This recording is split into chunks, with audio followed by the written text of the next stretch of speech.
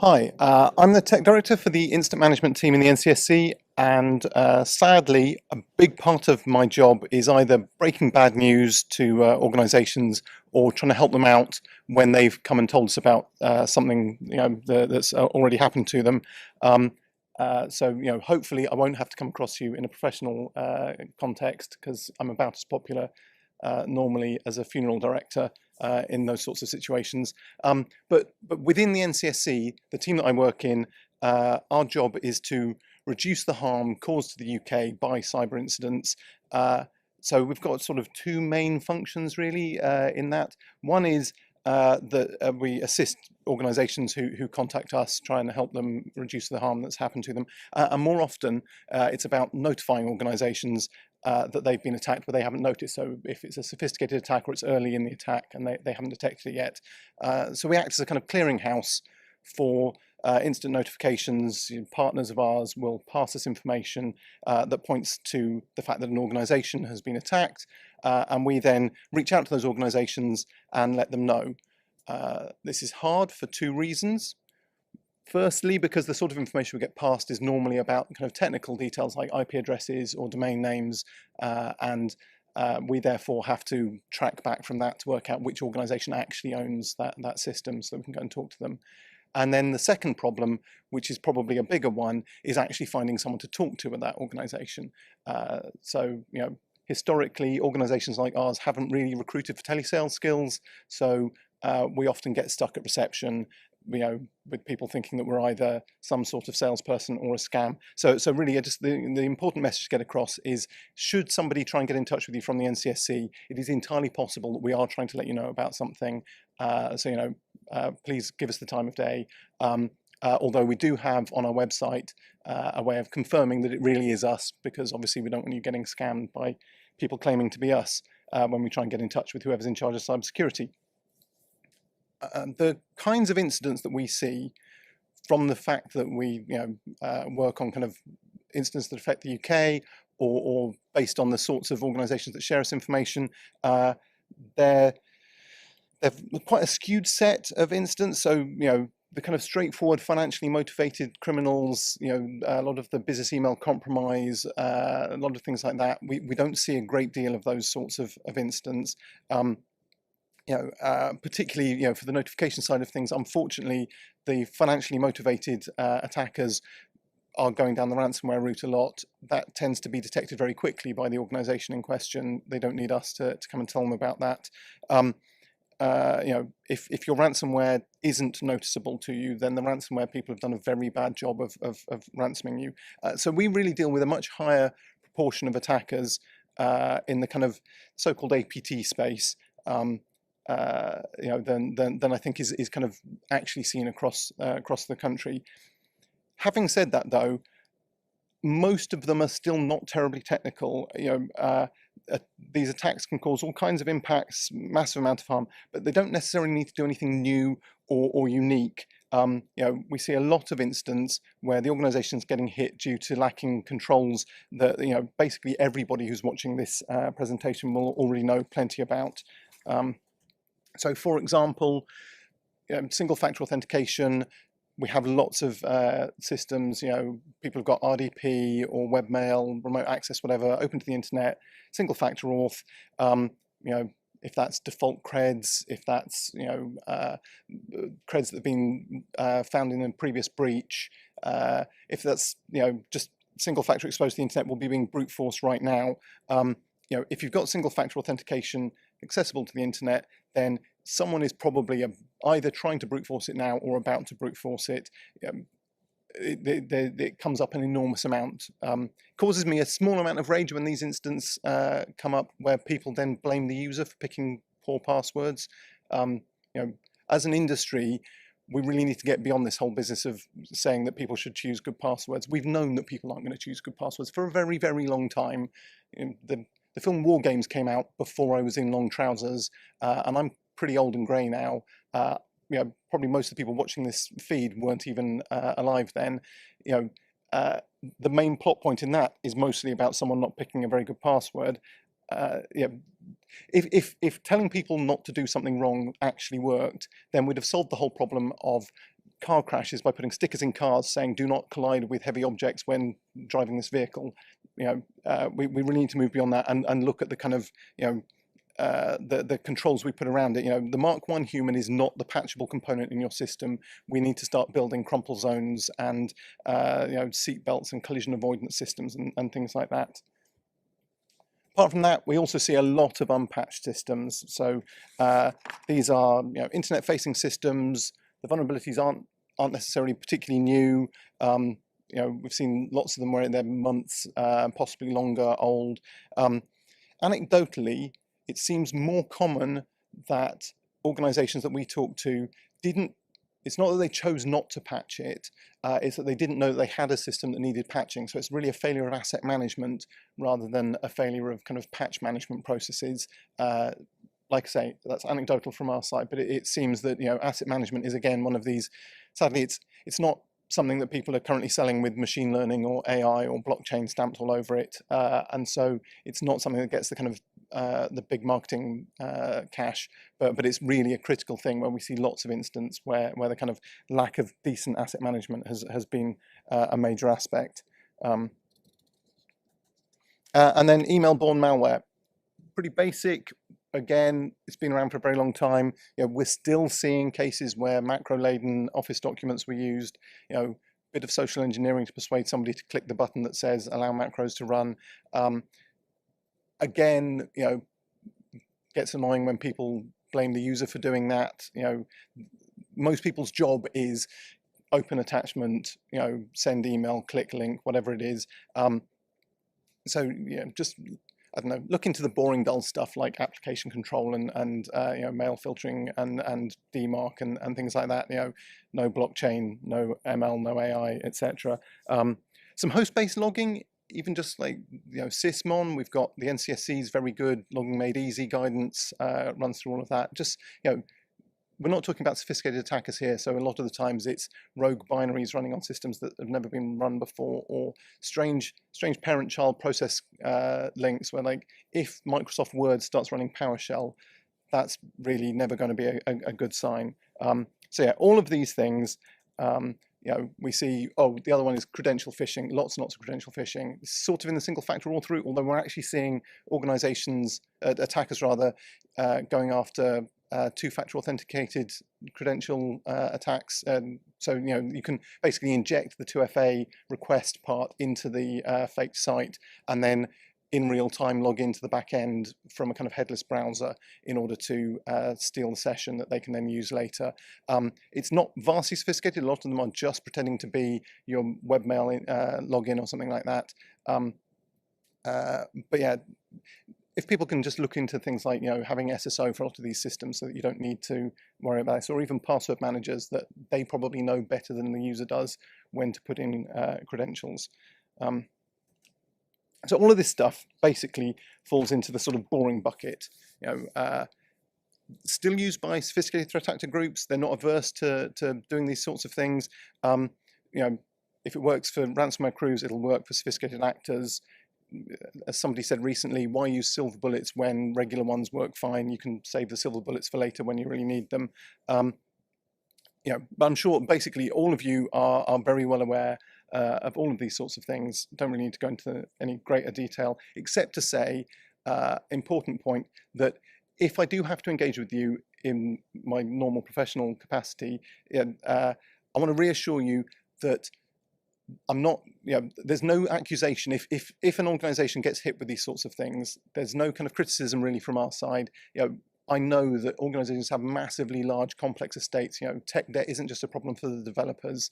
It's really hard to actually make sure you've covered off all of the angles in the system. So there's not going to be any criticism from our side. I work very hard not to call these basic cyber controls myself, because basic makes it sound like they're a bit easy, whereas I prefer I think foundational is the one that I prefer the most, because it conjures up the idea that, if you're trying to build the foundations after you've built the building, then you're going to have a very hard time doing that. And that's part of the issue, I think, with a lot of these, is that, most organizations don't have a greenfield site on which to build all this stuff from scratch.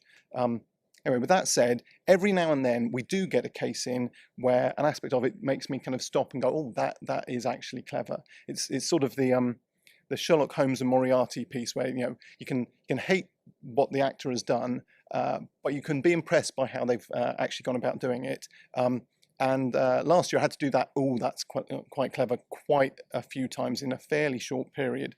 So yeah, if you can remember back to about the start of lockdown 3 in sort of December last year, quite a lot of people in NCSC, whilst everybody else was getting ready for their Christmas holidays and kind of having their Christmas parties, quite a lot of people in NCSC were running around very busy indeed, dealing with an incident which I lobbied very hard to get called Christmas Grinch, but it turned out that actually everybody else decided to call it either kind of Solarigate or Sunburst, or more often just the SolarWinds breach. It was a fairly hectic few weeks for us, but I did have to keep reminding myself and members of my team that this was a lot more interesting than yet more ransomware, which is kind of the meat and veg for the team.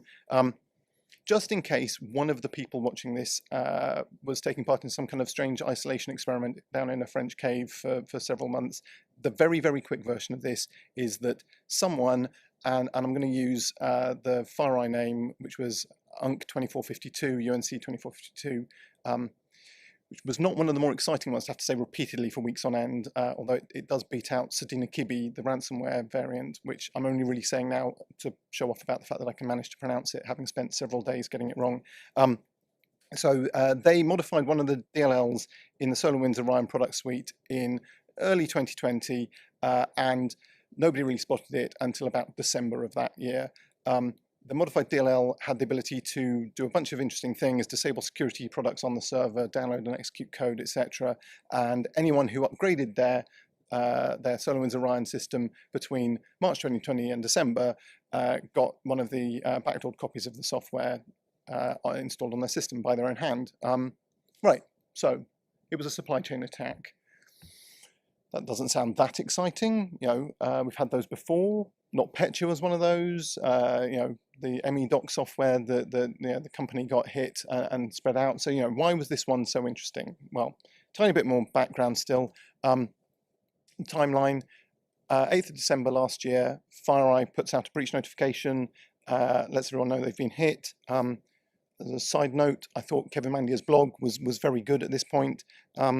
He also did manage to avoid the cliche of "we take customer security very seriously," which does start to grate if you see it too many times.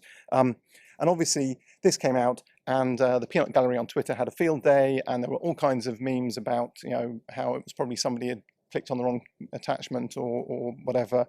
And then a few days later, about 5 days later, FireEye dropped a blog outlining the full details of what had actually happened. And the Peanut Gallery went sort of quiet, probably as a lot of people started looking for their own systems on their own networks to see whether they'd been hit. And that kicked off some busy time for a lot of people. And the NCSC machine kicked into gear trying to figure out how bad this was, who was impacted, what had happened, etc., etc. Because the timeline goes back a very long way. We're looking at the 26th of March as being when the first modified version was released. Average dwell times, for instance, according to recent M-Trends report, is 28 days in the last year. Now that's probably skewed a bit because of the kind of self-detecting nature of ransomware and the fact that the actors that deploy ransomware tend to try and move fast in order to get deployment out there. But even so, we're talking about a possible 10-month window in which an attacker had a backdoored system, backdoor on your network through to when people actually found out about it. Also, it's interesting from this timeline. So SolarWinds have reported that the initial compromise on their systems was in 2019 in September. So we're looking at over a year from kind of beginning to you know, for initial entry into SolarWinds through to, you know, actually this whole thing becoming public.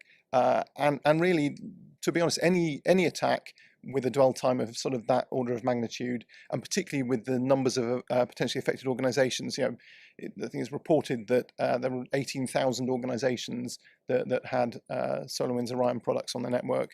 You know, nobody spotted it in all that time. You know, that's fairly impressive work going on there.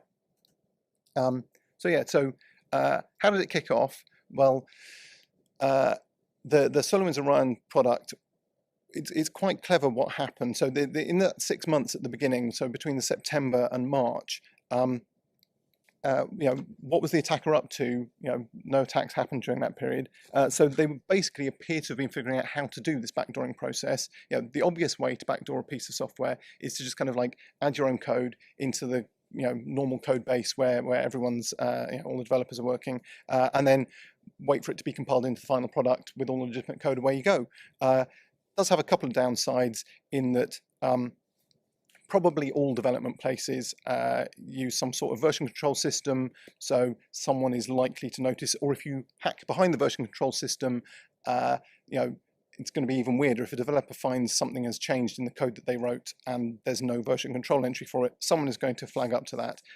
So yeah, that's pretty tough. So how does your stealthy attacker go about it? Well, in this case, they left the source code entirely alone, and they went after the build chain. So you know, developers don't just compile the code on their dev box. Hopefully they don't do that and then ship it.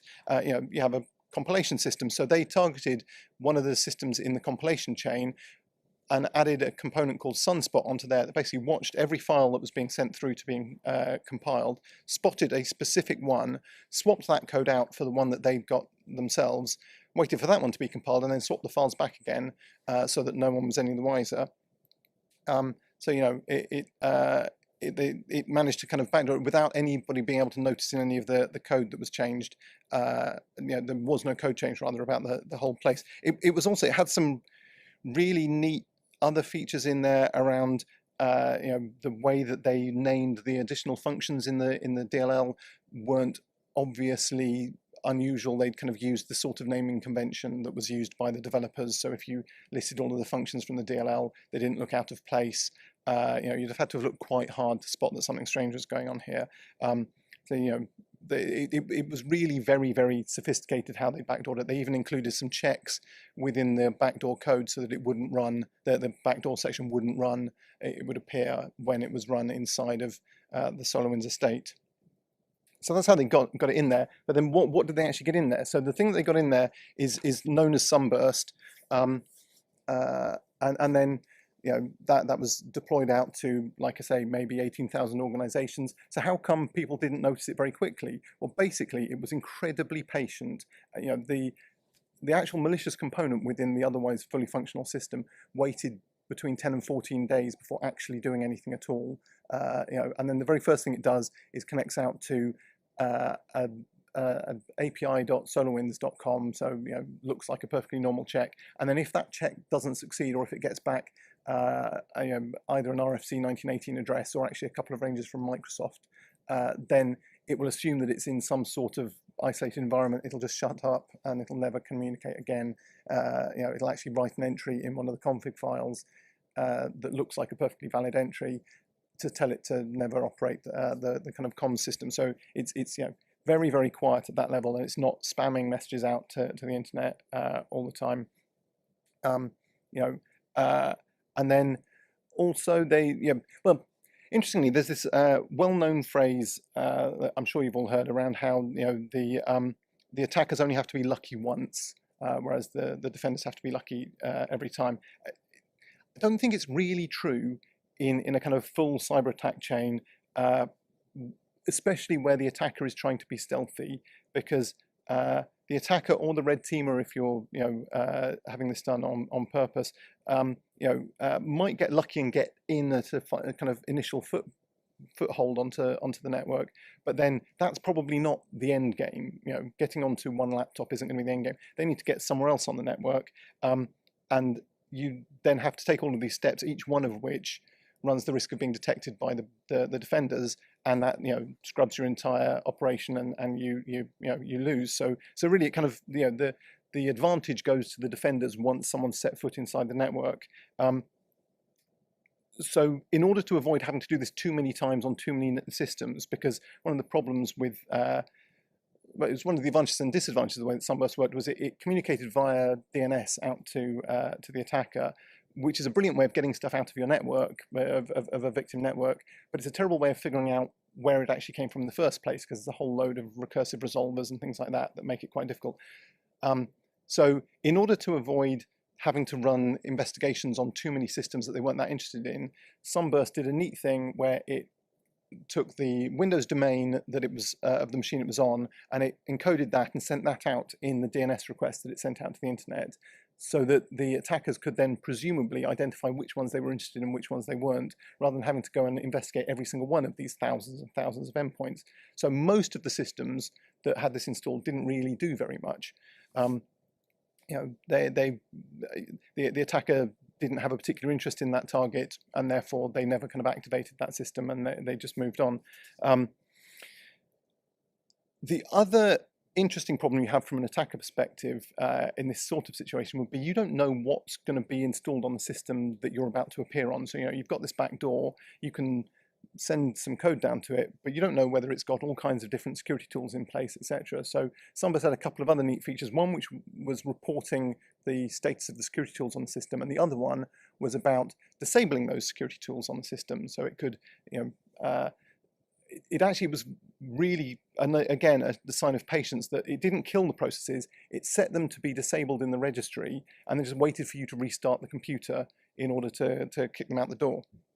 And so, in order to ensure that they don't get started, they just the system kicks itself off, and nothing nothing starts up from those security tools, and people are much less likely to notice that kind of thing. So they had a whole load of these really stealthy, really quiet features built in to manage to kind of keep it all quiet. They also, so I mentioned DNS was the primary comms pathway. They did some neat things there. DNS is really neat because nobody really wants to fiddle with it. There's a reason for the meme that says it's not DNS. There's no way it's DNS. It was DNS. People, if you get DNS working, people tend to leave it alone. It's really good way of getting it out of the network. The other thing was that SUNBURST doesn't kind of abuse the protocol too much, so it's not blindingly obvious that it's sending C2. Normal kind of implant C2 via DNS tends to send lots and lots of messages with very weird settings and things like that. This was a relatively small number with very standard comms. It also, the other clever thing it did was it returned back in the CNAME responses to the request. So basically, you either got an A response or a CNAME response. The CNAME responses were the secondary C2 servers, and therefore, unless you were logging the content of your DNS queries, you were never going to actually get you weren't going to be able to tell which were the connections out for the secondary C2, which made it very difficult for a lot of people to figure out whether they'd been hit, because the attacker didn't really reuse the domains between victims, which meant that sharing CTI about them wasn't really going to help all that much. They also had this clever steganographic feature in the C2 for the second stage, the HTTPS stuff, where it was basically downloading messages that looked like kind of standard JSON formatted messages that were used as part of the standard SolarWinds application. It was ignoring most of the JSON. All it was doing was picking out the kind of GUIDs and hashes from them, all the hex stuff, and it was then actually that was the message that was being used by SUNBURST, not the rest of it. A few other clever bits and pieces.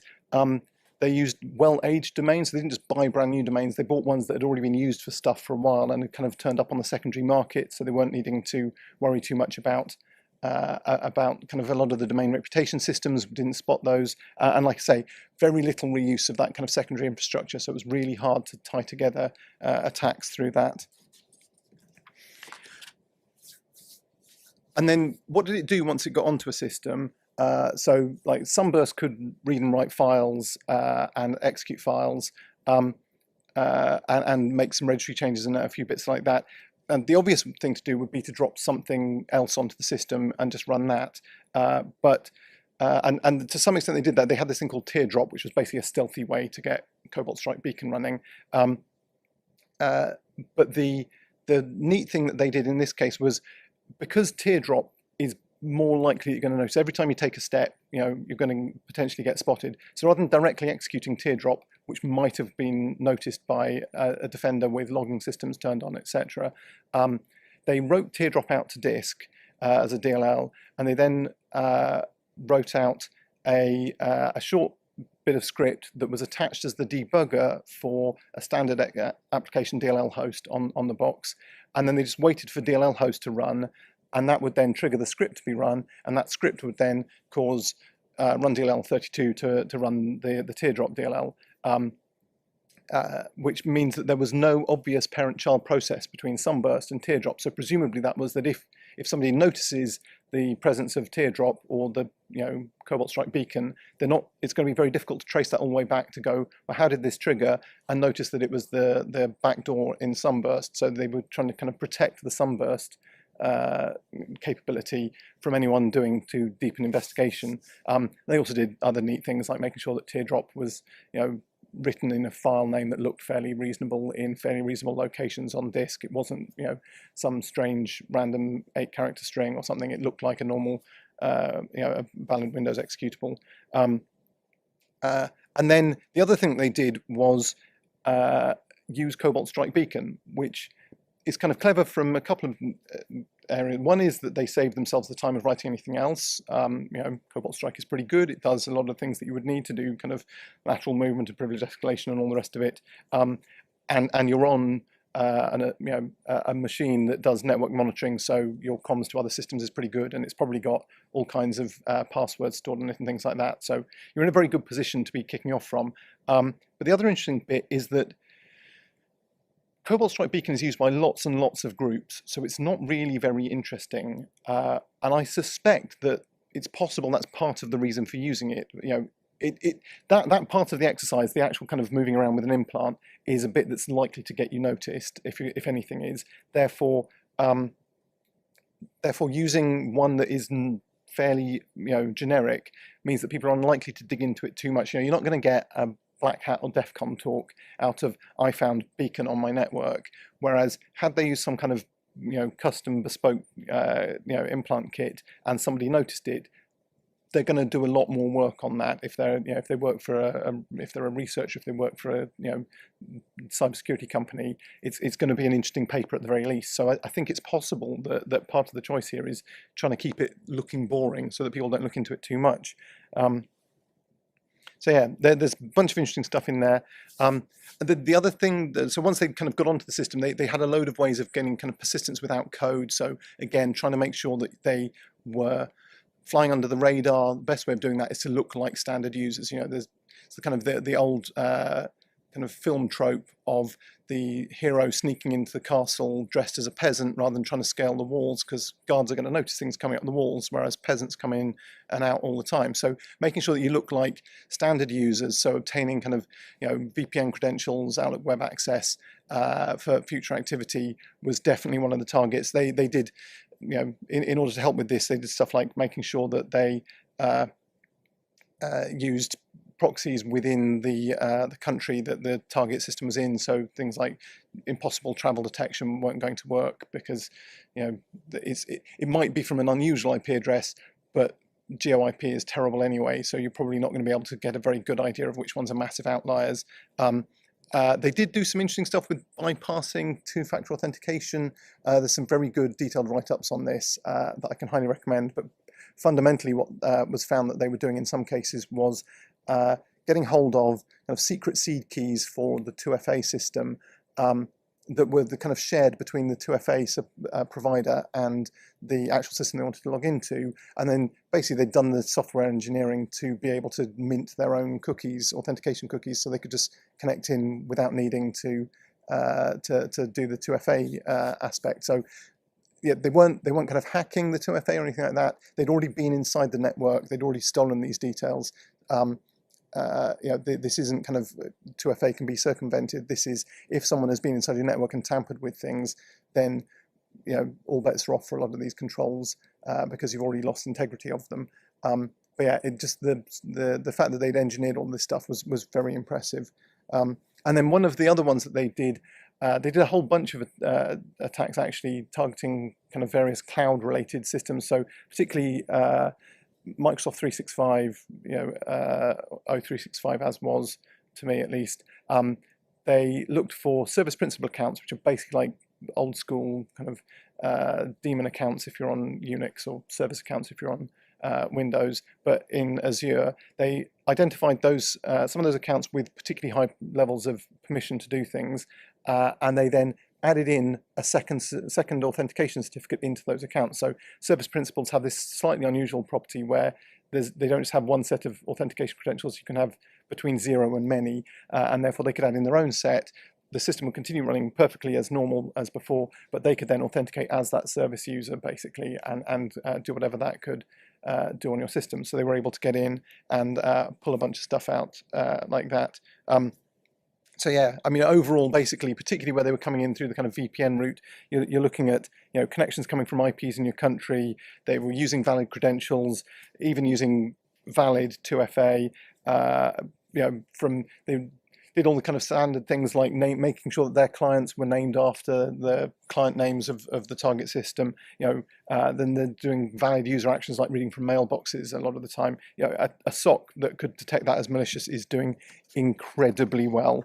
So yeah, it really was quite difficult. And then also the other clever part was that even if this was detected, it wouldn't necessarily lead you back to the SUNBURST starting point. So even if you noticed some strange VPN connections, etc., and you cleared all of those out, then they still had access to SUNBURST to kind of start this whole process going again after enough time had passed and it had, things had fallen silent. So yeah, it was really very impressive.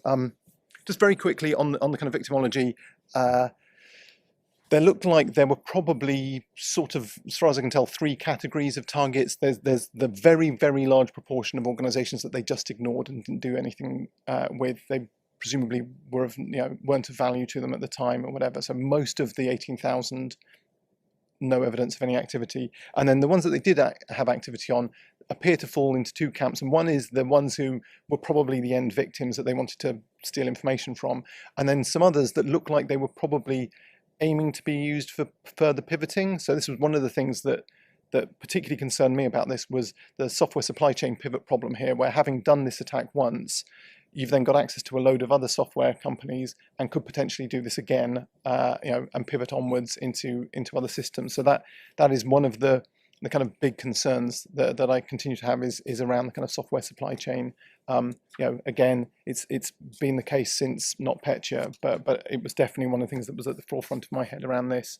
And actually, Mimecast have come out and confirmed that they were, connected into this whole incident. They put a blog out a while ago. The attacker gained access to them and stole authentication credentials for a cloud service that then allowed the attacker to authenticate into further client systems. According to Mimecast, we're talking kind of, I think they say low single digits in their blog post, so presumably 5 or less. But they were able to use the credentials that Mimecast had to log directly into those customer systems and take access. I think the certificate appeared to be to do with some sort of mail backup service, so presumably could read emails from people's systems. Like I say, as far as I'm aware, this is the only reported actual known pivot that's occurred, but this is definitely one of the things that makes me worried for future attacks. So quick conclusion to all of that. UNC 2452 were a very worthy foe. As much as all breaches are not cool, I don't want people to think that I'm encouraging anyone to go out and do this kind of thing. But this one showed a really amazingly high level of competency, and not just in the code, but in the kind of tradecraft that they performed while using it. A lot of the little details of the things that they did were very very interesting. Like I say, thankfully, the vast majority of SUNBURST instances were not used. This wasn't, kind of apocalyptic event, like had it been ransomware or something like that. And the backdoors were quite hard to steal as well, which is useful. So other actors couldn't have kind of muscled in and started taking over Sunburst instances trivially in order to gain their own foothold. One of the other interesting bits, I think, in this is that there's no sign so far of there being any kind of zero-day exploits involved in this. In fact, I've not seen any really, really good reviews that actually mention anything about there being any exploitation at all that's been proved in all of this. So there's a lot of really good software engineering that's happening, but not any obvious sign of exploits. And I think that's an interesting one. As an industry, we've got a tendency to put exploits on a kind of pedestal of like that's what the really elite actors are doing. This is not using any of that kind of thing. But I think it's really interesting. It's going to be very difficult for kind of red teams, I think, to mimic some of these TTPs because of the way that they went about doing some of the stuff. Things like taking a very long time to beacon out at all in the first place. 14 days to first beacon is probably longer than most people's engagement time. So it's going to be really interesting to see how people can manage to kind of test organizations' detection of these sorts of things. I would have, when I started writing my notes, I would have told you to go and read the MITRE attack entry for G0118. I think the 19th last month, they merged that in with another entry. I think it's now G0016 after a load of the stuff came out from the US attribution.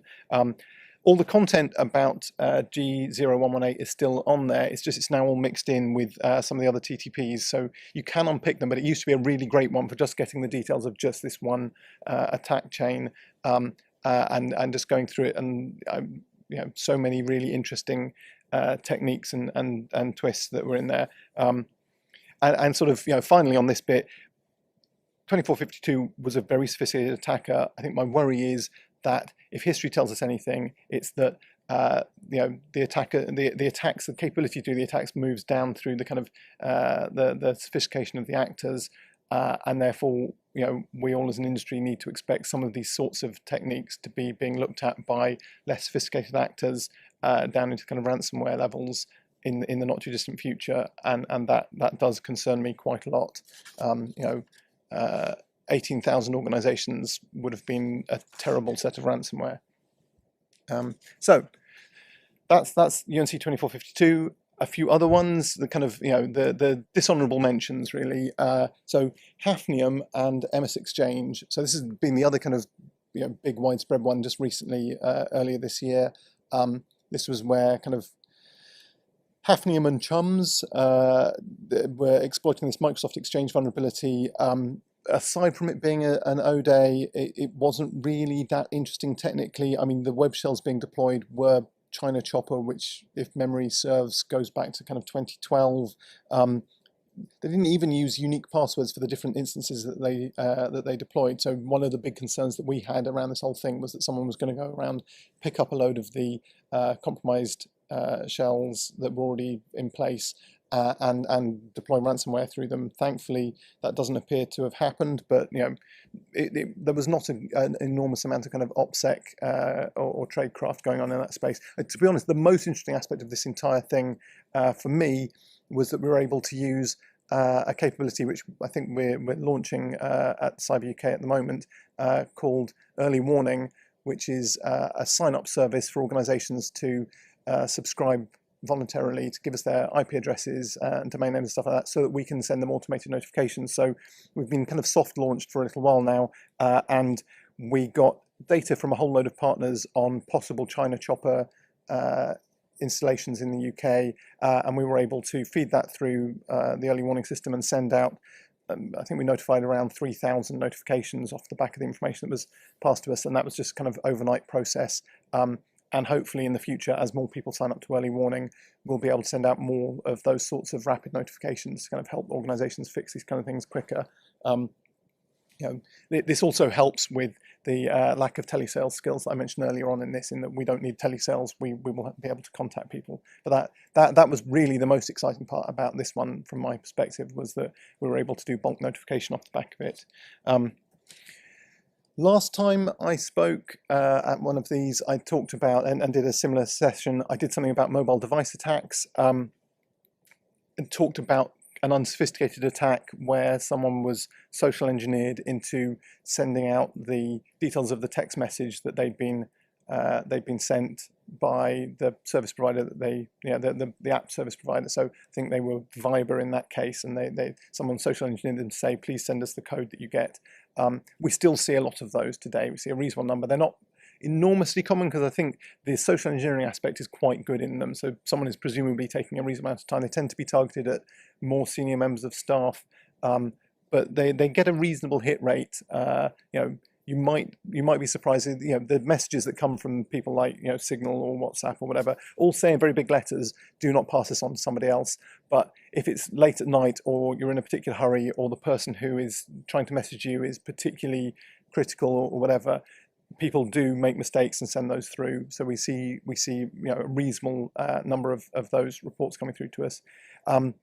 We have since last time seen a very small number of actual compromised handset, proper exploitation of handset incidents.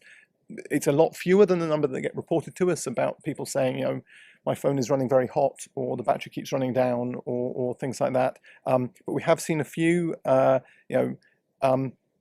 If you're looking for details, I can highly recommend the Citizen Lab. Have done some very good write-ups on mobile device malware.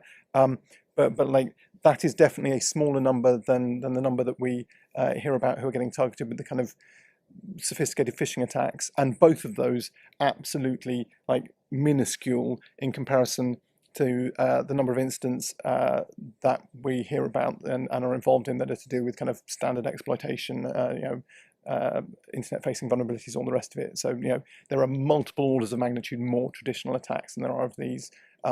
There are some, but they are a tiny proportion of the sum total. And then the final dishonourable mention that I've got is the Florida water hack, and this is basically standing in for a load of other cases where this was the one where somebody hacked into a water control system and changed the settings on it. And it turns out, I think, that they were someone who knew the TeamViewer settings and were doing it in order to get their boss in trouble. We spend an awful lot of time dealing with an awful lot of these exciting stories about stuff that turns out either not to be true at all, or turns out to be slightly skewed from reality.